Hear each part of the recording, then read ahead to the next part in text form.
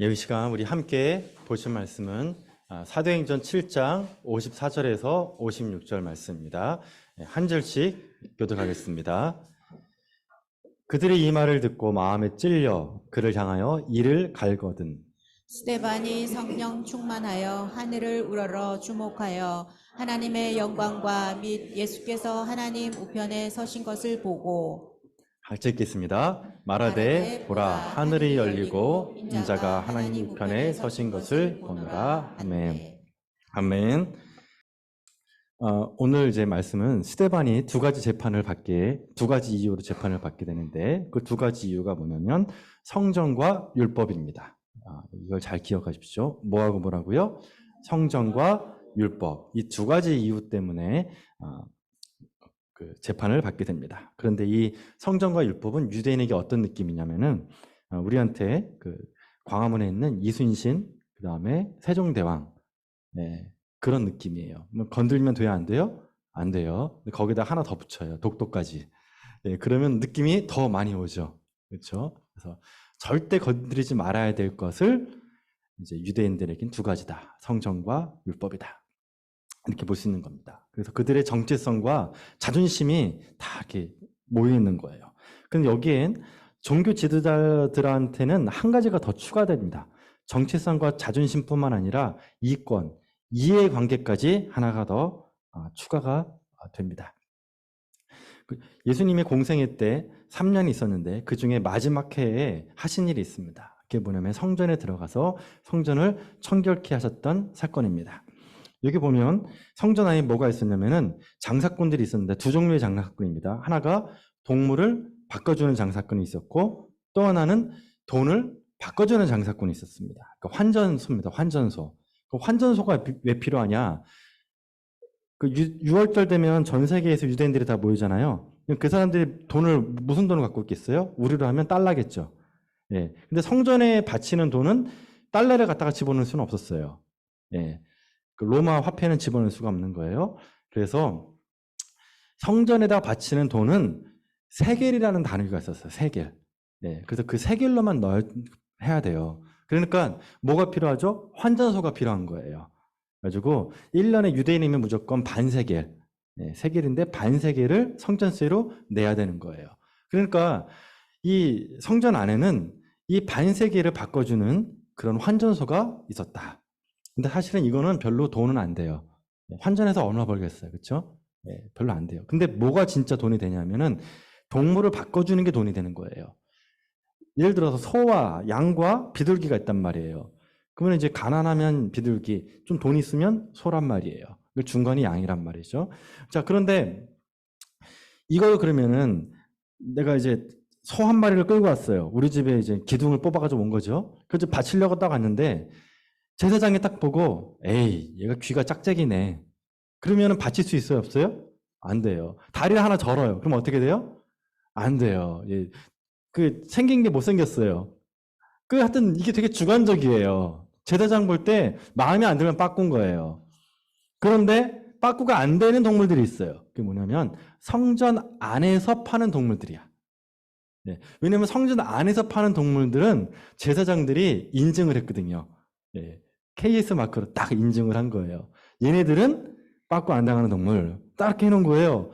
그러니까 사람들이 집에서 지방에서 오는 사람들, 전국에서 모이는 사람들이 동물을 가지고 올까요? 안 올까요? 안 온다는 거예요. 어차피 잘못 갖고 왔다가 빠꾸 당하면 안 되잖아요. 그래서 성전 안에 있는 동물을 샀단 말이죠. 그러니까 난리 밥석인 거예요, 동물들이. 자, 그런데 요세푸스라는 사람이 있어요. 이제 역사가인데 이 요세푸스가 말하기를 6월절 때 도대체 몇 마리의 양이 잡히느냐? 그게 25만 마리래요. 25만 마리. 엄청나죠? 그러면 또 몇 명이 모였냐? 200만 정도가 모였대요. 200만.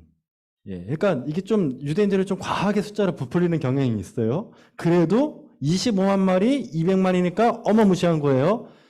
그러니까 좀 그걸 좀 축소시켜도 하여튼 무지하게 많은 숫자가 환전이 됐고 양으로 잡혔다. 그 뜻이에요. 근데 거기 여러분 예를 들어 25만 마리 잡았어요. 그러면 이제 뭐 고기도 뭐 다 이렇게 바쳤단 말이에요. 그럼 뭐가 남을까 맨 마지막에?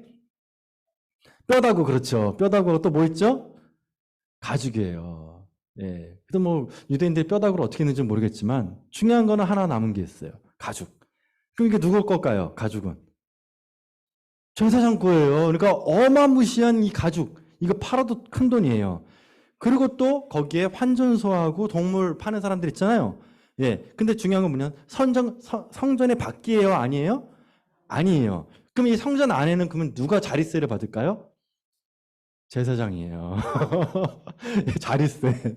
그러니까 이 엄청난 이권이 오고 가는 게 유월절이었다 이거죠. 그러니까 이게 제사장들이 예루살렘 성전을 지키려고 했던 거는 단순히 종교적인 이유뿐만이 아니라 모두 있다 이해관계, 이권도 있었다 그 뜻이에요. 그러니까 한몫 잡는 거예요, 한몫 크게.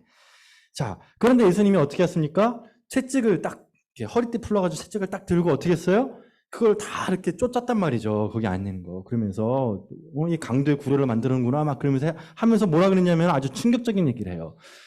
이 성전을 헐라 그래요. 그럼 헐면 며칠 만에 내가 다시 세우리라? 그렇죠. 이 얘기를 했단 말이에요. 근데 사실 그게 말이 무슨 말이에요?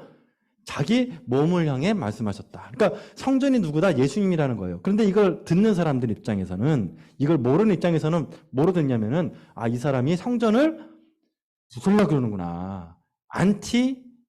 그 교회 건물 사람이구나. 이거 안티 기독교인이구나. 이렇게 느낌을 갖는 거예요. 자, 그래서 자, 이렇게 보면 7장 1절에 보면 이렇게 얘기합니다. 7장 1절 뭐라고 합니까? 대제사장이 이르되 뭐라고 해요? 이것이 사실이냐? 그러니까 여기서 말하는 이것이 뭐냐면은 너가 예수처럼 성전을 헐어버리려고 했던 게 사실이냐 그 얘기예요. 그 다음에 율법을 고치려고 했던 게 사실이냐? 그러니까 첫 번째 뭐라고요? 성전을 헐어버리려고 했던 게 사실이냐? 또 두 번째 율법을 고치려고 했던 게 사실이냐? 요거 지금 물어보는 거예요. 자, 그러면 이제 스데반 설교를 해야 되잖아요. 그러면 뭘 가지고 변증을 해야 되냐면 두 가지인 거예요. 성전하는 것과 율법을 고치는 거. 자, 그래서 여러분 제가 퀴즈를 드릴게요. 자, 지금 스데반 설교가 엄청 길어요. 엄청나게 길어요. 이 설교의 양이 얼마냐? 베드로 그 전에 설교했잖아요. 2번 했거든요. 근데 그 설교를 다 합쳐도 스데반의 설교보다 못해요. 이 양이. 사도행전에서 제일 긴 게 뭐냐면 스데반 설교예요. 가장 길어요. 어마무시한 양이에요. 산상수훈 있죠? 그만큼 돼요. 엄청나게 긴 거란 말이에요. 자, 그러니까 이걸 다 읽으려면 여러분들이 은혜도 별로 안 될 거예요. 이거 다 아는 내용이야. 그런데 요 두 가지 주제 가지고 해야 된다 이거죠. 뭐죠? 성전과 율법 가지고. 자, 그럼 성전 가지고만 지금 먼저 얘기를 할게요. 자, 그럼 제가 지금 퀴즈를 드릴게요. 제가 3명을 놓고 얘기할 겁니다. 그럼 거기에 공통점을 찾으십시오. 뭘 찾으라고요? 공통점 찾기예요. 자, 그 다음에 주제는 뭐라고요? 성전이에요. 네. 자, 1번. 아브라함이 메소포타미아에 있을 때 영광의 하나님이 그에게 보여. 1번이에요. 2번. 요셉이 애굽에 있을 때 하나님이 그와 함께 계셔. 3번입니다. 모세가 미디안 땅에 있을 때 주께서 불꽃 가운데 그에게 보이거늘. 자, 공통점이 뭘까요?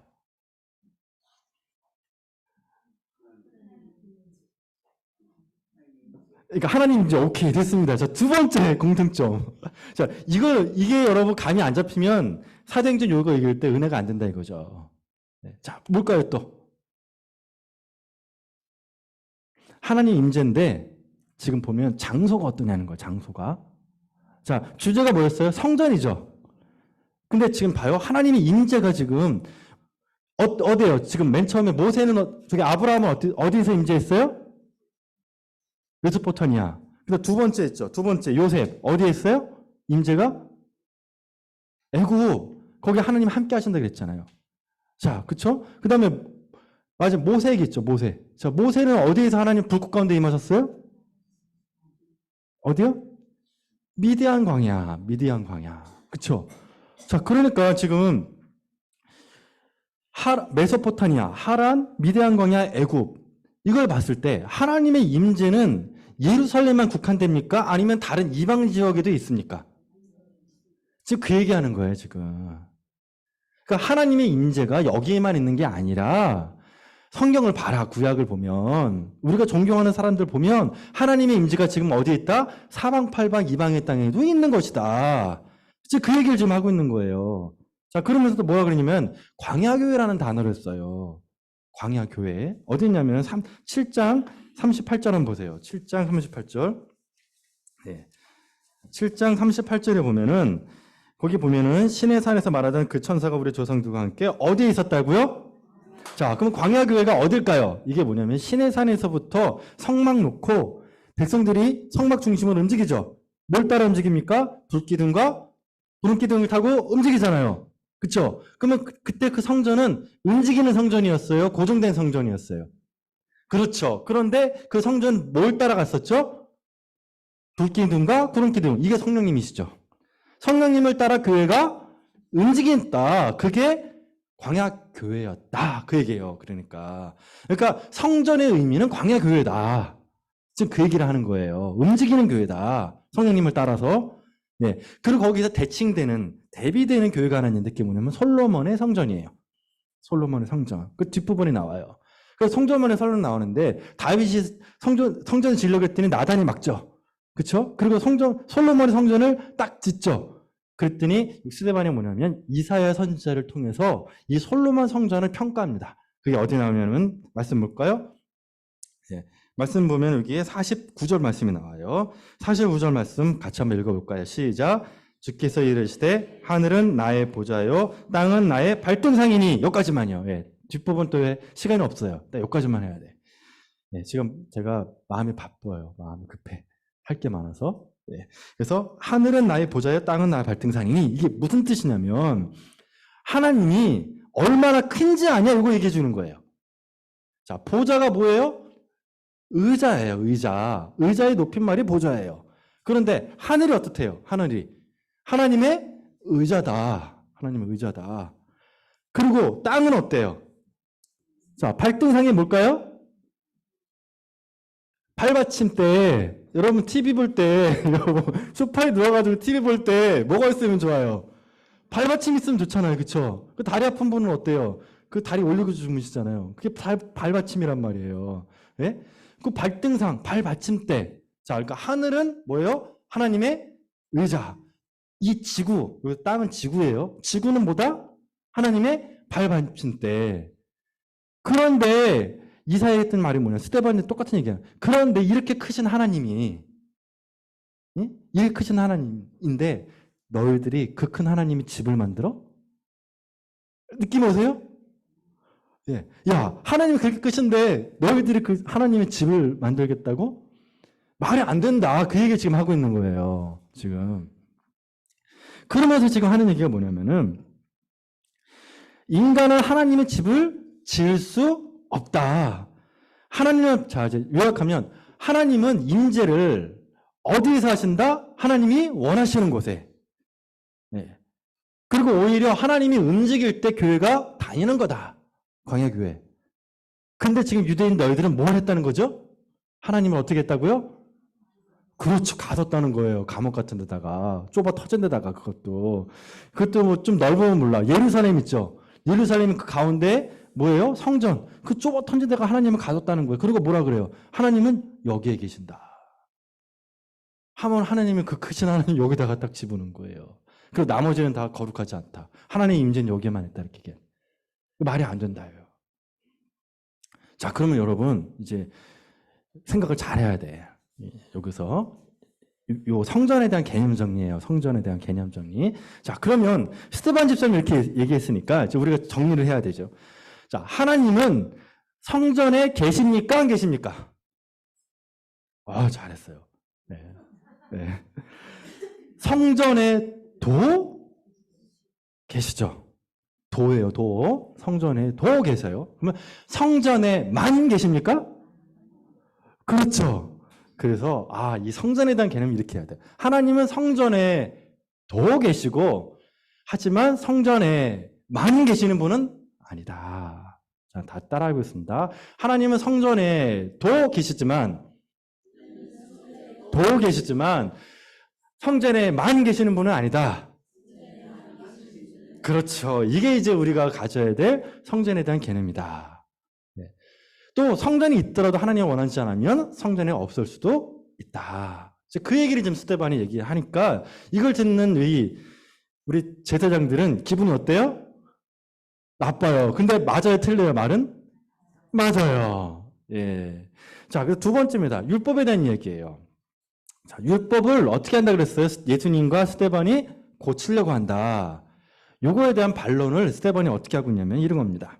야, 너희들이 율법을 뭐 바꾼다고 그럼 너희들이 율법의 수호자네? 그죠? 제사장들은 율법의 수호자죠. 지키는 자니까. 그럼 이제 스데반이 반론하는 거예요. 정말 그럴까? 아니야. 너희들은 위선자야. 앞뒤가 안 맞아. 왜 그런지 한번 내가 논리적으로 얘기해 볼게. 지금 그 얘기하는 거예요. 뭐냐면 첫 번째, 1번. 모세가 여러분 시내 산에 가가지고 하나님의 뜻을, 율법을 받을 때 우리 백성들은 시내산 밑에서 뭐 했습니까? 그렇죠. 금송화소 만들고 있었다니까요. 아니, 하나님의 율법을 받는 그 순간에 밑에서 금송화소 만들고 있었다는 얘기예요. 그 얘기하고 있어요. 자, 두 번째. 그러면 가나안 땅에 들어갔어요. 그 다음 뭐 했어요, 여기는? 하나님 땅에 들어가서 하나님 율법을 지켰어요, 안 지켰어요? 안 지켰잖아요. 그리고 거기에 무슨 말이 있냐면은 42절에 뭐냐면은 하늘의 군대라는 단어가 나와요. 하늘의 군대. 이게 뭐냐면 하늘의 군대라는 게 1월 성신이에요. 성경의 말씀에 보면 1월 성신이 뭐냐면 해, 달, 별이죠.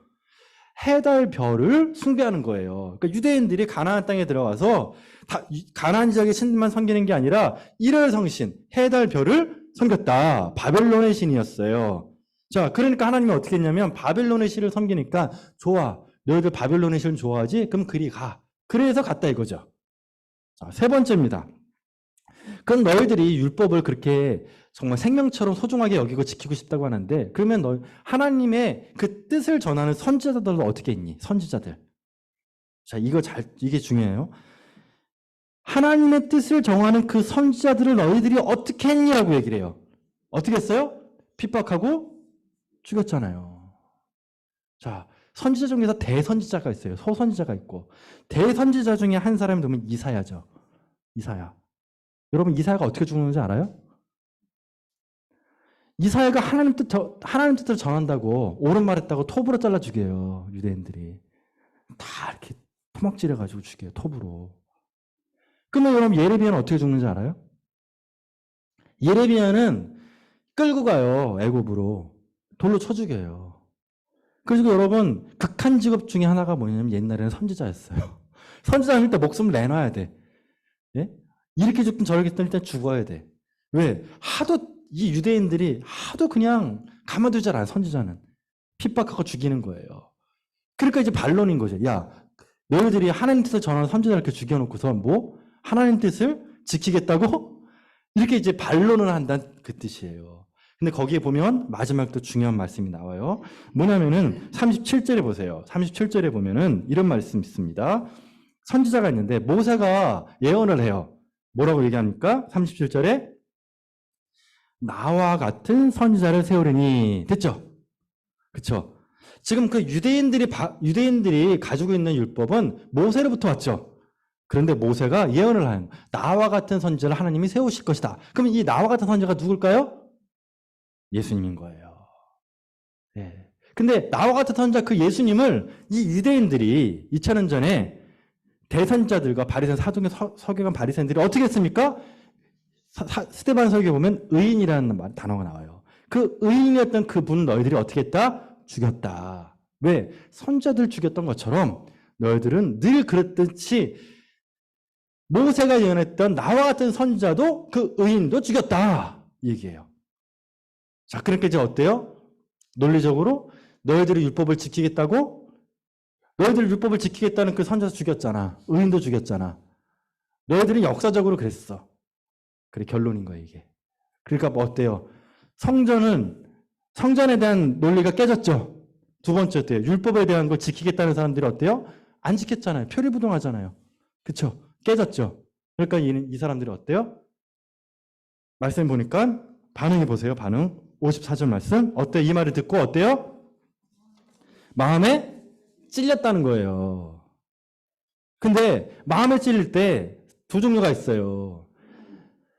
하나님의 말씀을 듣고 하나님 말씀 듣고 너희가 죄인이다 지금 그 얘기잖아요. 그렇죠?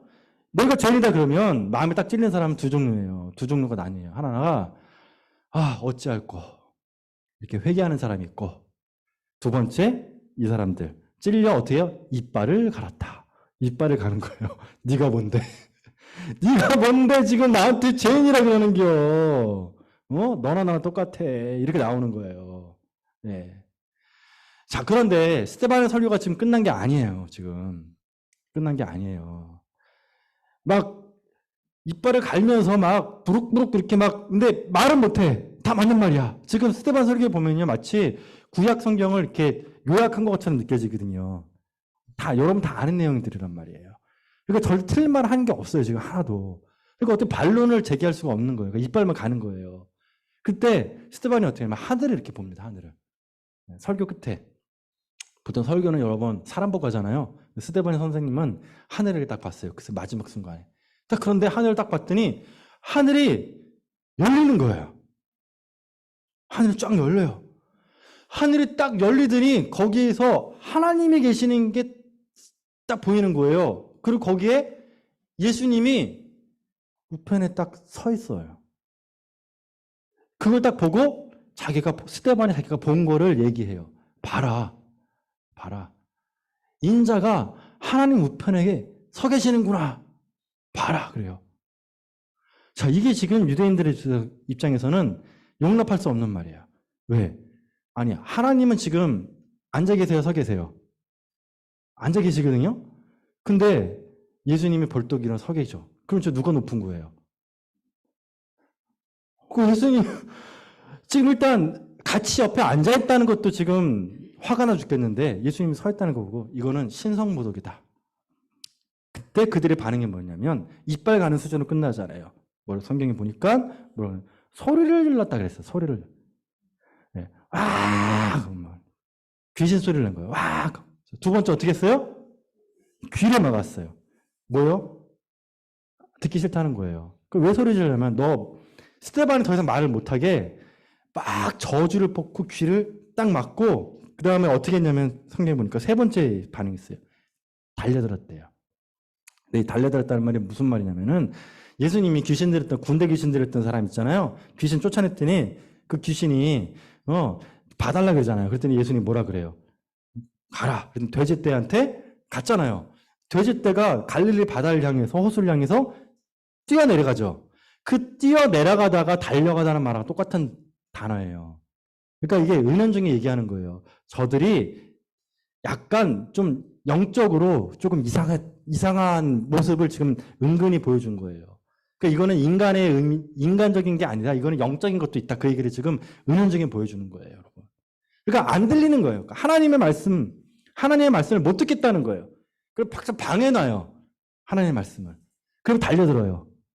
그리고 어떻게 해요? 스데반 집사를 끌고 가가지고 그 다음에 돌로 쳐 죽이는데, 자, 옛날에 유대인들은 어떻게 사람을 죽였냐면 증인이 있죠. 증인은 무조건 복수해야 돼. 2명 이상이어야 돼. 두 명이 한 사람은 안 돼요. 증인이 2명 이상이어야 돼요. 이 사람이 돌로 쳐 죽일 때 맨 처음에 이 두 사람이 쳐 죽여야 돼요. 그래서 첫 번째 사람은 어떻게 하냐면은 한 사람은 그 뒤 있죠. 뒷머리를 딱 잡고 딱 숙이게 만들어요. 그리고 돌로 이걸로 딱 때려요, 머리를. 피나겠죠. 첫 번째 증인은 그러고, 두 번째 증인은 어떻게 하냐면은 돌을 가지고 심장에다가 빡 쳐요. 그러면 그 주변에 있던 사람 있죠? 두 증인이 먼저 그렇게 했으니까, 그 다음에 거기 있던 사람들이 돌로 이렇게 던져가지고 죽이는 거예요. 근데 그때 스데반 집사님이 죽을 때 뭐 했냐면은 딱 그때 이제 옆에 누가 있었어요? 바울이 있었어요. 그렇죠? 바울이 그거를 지켜보고 있었단 말이에요. 근데 그때 마음속에 잘 죽는다. 죽어라. 그랬을 거라고요. 근데 딱 보니까 뭔가 얘기를 해. 스데반 집사님이. 네? 뭔가 얘기를. 뭔가 이렇게 쫙 들어봤더니 처음 듣는 얘기인데 그게 지금 오늘 본문에 나와요. 2개의 얘기를 해요. 근데 아마 더 많이 했을 거예요, 얘기를. 그게 뭐냐면 가상칠언이에요. 가상칠언이 뭐죠? 예수님이 죽을 때 하셨던 7가지 말씀이죠. 그런데 사도 바울 입장에서는 아마 그게 두 가지 정도 기억이 난 것 같아요. 첫 번째가 뭐냐면은 주 예수여 내 영혼을 받으시옵소서. 그 다음에 두 번째, 주여 이 죄를 저들에게 돌리지 마옵소서. 이게 사도 바울의 마음에 박힌 거예요. 마음에. 스테반 죽는 그 모습을 보고. 와. 그래서 그 나중에 이제 기록을 하게 된 거죠. 스테반이 이때 죽을 때 이 말을 했다라고. 자, 이렇게 스테반 집사님은, 스테반 지도자는 죽음을 맞이하게 됩니다. 성경에서 여러분, 한 사람의 설교와 한 사람의 죽음을 이렇게 길고 디테일하게 묘사한 것은 스테반 지도자밖에 없어요. 왜냐하면 그의 죽음이 너무 영광된 죽음이었기 때문에 그래요. 메멘토 모리라는 단어 아시죠? 메멘토 모리. 나의 죽음을 기억하라예요. 나의 죽음을 기억하라. 그런데 이 말은 뭐냐면은 우리 모두가 다 죽지만 모든 사람이 다 같은 죽음을 맞이하지 않는다라는 뜻이에요. 그 내과 의사로 40년 동안 일하셨다가 은퇴하신 그 닥터가 있는데 그분이 자기가 40년 동안 이렇게 일하면서 느꼈던 거를 얘기해 줬어요. 뭐냐면 특별히 어떤 죽음을 이분이 인상 깊게 봤냐면은 젊었을 때, 젊은 나이에, 아주 창창한 나이에 병에 걸려가지고 죽음을 맞이하는 사람들이에요. 근데 그 사람들을 보니까 40년 동안 지켜보니까 두 가지 특징이 있대요. 그게 뭐냐면은 후회와 원망이래요. 그렇게 후회를 많이 한대요. 뭐냐면 내가 그동안 정신없이 앞만 보고 막 달린 거예요. 젊었으니까. 그런데 브레이크가 확 걸린 거예요. 죽음이라는 브레이크가. 그게 너무 후회가 된다는 거예요. 내가 뭐 때문에 그렇게 열심히 살았나 싶은 거예요. 뭐 때문에 그렇게 열심히 살았나. 그래서 두 번째는 원망이래요. 다 똑같은 말을 해요. 그 원망은 뭐냐면 신에 대한 원망이래요. 왜 나한테 이런 일이 벌어지냐는 거예요. 다른 사람도 있는데. 내 옆에 사람도 있는데. 옆에 분 쳐다보지 마세요. 옆에 있는 이 사람한테 그러지 나한테 그러냐 내가 무슨 잘못을 했냐고. 그러니까 후회와 원망이 가득하다는 거죠. 그래서 그 결과 어떤 증상이 나타나냐면은 무감각 무반응이래요. 예. 그냥 반응이 없는 거야. 먹는 것도 싫고 그냥 세상 다 싫대요. 잠만 잔대요. 그냥 아프지만 않았으면 좋겠다. 빨리 죽었으면 좋겠다는 게 그들의 소원이래요. 마지막에는. 본인이 지켜본 결과가 그렇대요. 그 호스피스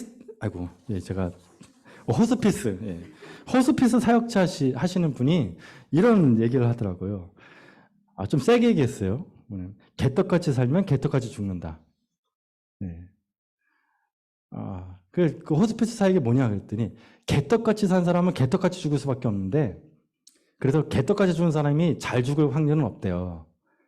근데 호스피스 사역은 개떡같이 살아도 잘 죽을 수 있도록 도와주는 게 호스피스 사역이다. 그러더라고요.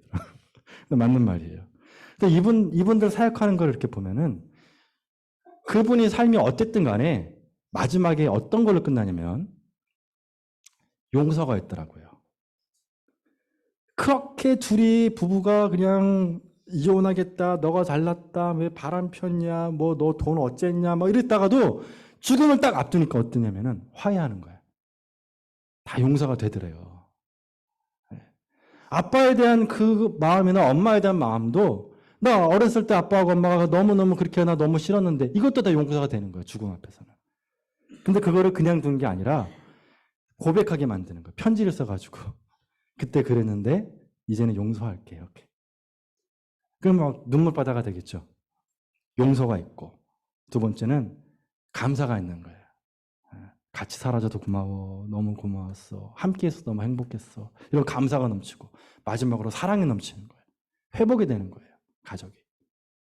그래서 그 용서와 사랑과 감사가 막 넘치게 그리고 아름다운 마무리를 딱 하게 하고 맨 마지막에 이제 인사하는 거예요. 마지막 이제 숨을 헐떡일 때. 여보 잘 가. 나중에 봐. 아빠 잘 가. 뭐 엄마 잘 가. 근데 이 호스피스 사역이 참 그런 게 대부분 아빠가 먼저 가더라고요. 엄마보다는. 그래서 아빠 잘 가. 나는 이렇게. 근데 그거 보면 참 눈물이 나요. 예. 그게 뭔 소리냐면 죽음은 삶을 비추는 거울이라는 뜻이에요. 죽음은. 그러니까 내가 내 인생이 어떤 의미가 있는지 이걸 알고 싶다면 죽음이라는 거울 앞에 서면 알 수 있다는 거예요. 내 얼굴만 볼 수 있는 게 아니라 내 삶의 의미를 볼 수 있다. 그럼 이렇게 되면은 내 인생에서 뭐가 중요한지, 뭐가 중요하지 않는지, 내가 해야 될 일이 뭔지, 하지 말아야 될 일이 뭔지가 딱 드러난다는 거예요, 죽음 앞에. 좀 정신 나간 소리일지 모르겠지만, 이스테반 집사님의 이 죽음을 딱 보면, 저는 이스테반 선생님의 죽음을 딱 보면 제가 소원이 생겨요. 어떤 소망이 생기냐면, 나도 저렇게 죽고 싶다. 그런 소망이 생겨요. 내가 하나님께 쓰임받다가 죽었으면 좋겠다. 끝까지. 내 죽음도 하나님 좀 써줬으면 좋겠다. 불필요한 생명 연장을 하는 것보다는 저렇게 죽으면 얼마나 영광될까. 그래서 내 죽음도 하나님 써주십시오. 그런 마음이 막 간절한 소망이 생겨요. 그러니까 내 죽음 앞에서 내 삶의 의미가 정리가 되는 거죠. 여러분은 어떤 죽음을 맞이하고 싶습니까? 어떤 죽음을? 그에게는 여러분, 반대로 얘기하면 여러분은 어떤 삶을 살고 싶습니까?도 되는 거예요. 다시, 여러분은 어떤 죽음을 맞이하고 싶습니까? 라는 질문은 여러분 어떻게 살고 싶습니까? 라는 질문과 같은 말이라는 거예요. 거울이니까. 그래서 아니 1월 1일부터 왜 죽는 얘기를 해가지고 기분 나쁘게 이게 아니라는 거죠. 예. 우리의 마음을 다시 한번 여밀고 새롭게 결심하고 새롭게 시작할 수 있는 시간을 하나님의 기가 막히게 스테바니 집사님 설교 본문으로 엮어주신 거예요. 저는 그렇게 믿어요. 메멘토 모리라는 그 노래가 하나 있어요. 근데 저는 이 노래 듣는데 너무 좋더라고요. 그래서 가사말을 제가 적었거든요. 한번 제가 읽어드릴 테니까 한번 들어보세요. 메멘토 모리 노래예요. 누구를 위하여 애쓰며 무엇을 위하여 달리는가? 저 태양 아래서 언젠가 사라질 것들을 붙잡는가? 알면 얼마나 알기에, 가지면 얼마나 가졌기에 한 치 앞도 모르는 인생길에 후회를 남길 텐가? 오늘은 나에게, 내일은 너에게 세상에 존재하는 모든 것 흙으로 돌아가리니 흐르는 물처럼 순간을 영원히 머물다 떠나가리. 아까 스반 집사님 어떤 말 했다고요? 예수여 나의 영혼을 받으시옵소서. 저는 지금 이 시간 저와 여러분이 이런 기도를 했으면 좋겠습니다. 주님 내 영혼을 받으시옵소서가 아니라 주님 나의 2024년을 받아주옵소서. 네. 이런 마음으로 우리 나의 2023년 나의 삶을 드리면서 그렇게 새로운 마음으로 다짐하는 저와 여러분 되기를 축원합니다. 네, 같이 시간 통성을 한번 기도하겠습니다.